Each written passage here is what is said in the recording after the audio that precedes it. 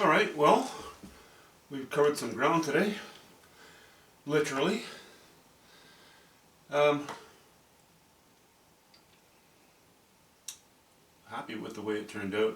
You know, I laid a little more light on these two trees and began the rock work in the foreground. As I mentioned the other day, my grays mostly okay, not every single color, but the base of them.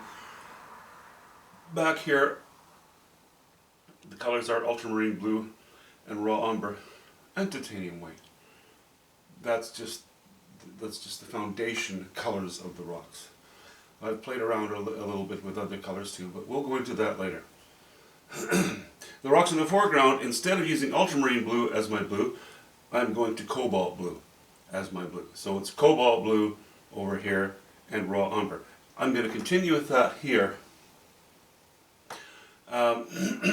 because I want to keep everything cold. Earlier I had mentioned that I was thinking that I would probably put a bit of sparkle on these rocks here in the foreground. But then when I had a good look at it today, I felt that that would draw too much attention. I didn't want high values down here.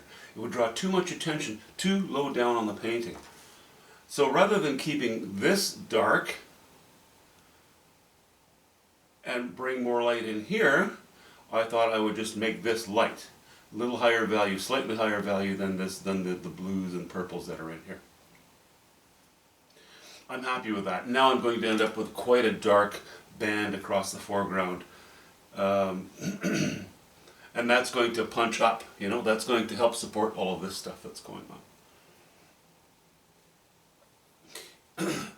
All the grassy area on this side of these rocks is going to be pretty much ultramarine blue, yellow ochre. That'll be, again, the foundation colors of my painting. I'll probably throw in a little bit of burnt sienna, maybe a little bit of raw umber, maybe a little bit of yellow ochre, maybe a little more ultramarine blue, and go with a hint more of titanium white. Titanium white in these areas, you know, just to accentuate the blueness, the coldness of it. But I'm not going to vary it too much because it's not important enough. Again, I don't want to compete with anything else in the painting. So we sort of, you know, we can sort of see the painting itself is kind of coming into its own now. And I'm very hopeful. What I have so far, I love it. I'm not going to say I love the painting. I would never say that until the painting is finished. If indeed I love it. But I work paintings, you know, if I'm failing in an area, I might just get rid of a painting, but on a larger canvas, I will tend to be more careful about my decisions, and I have a pretty good success rate as far as things turning out to my satisfaction. So, that's where we're at. I'm just gonna, you know, this isn't painted, this isn't painted. You know, you see a nice balance of dark and dark and dark right now. This is not going to get much lighter. I think I'm going to have, as I mentioned, more light on these trees in places.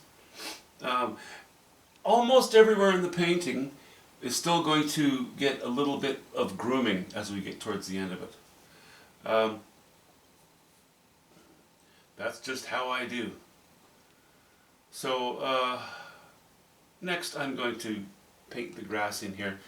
In doing so, I'll shape the underside of these rocks. I don't want too consistent, thick. I don't want too much of a line across here that is just too much the same. I'm also a little bit leery of having, you know, sort of a dark line beginning here and ending here. That's too symmetrical. I think it's quite likely that I'll allow these rocks here, from the tree onto here, and here, and a little bit here to catch a bit of light. Not a lot. It'll be ambient, it'll be cold light. And then the rest might get to, you know, become dark so that we don't have such a sort of band across there. Anyway, that's what I'm going to play with. Just a quick one today. Show you the status of things. And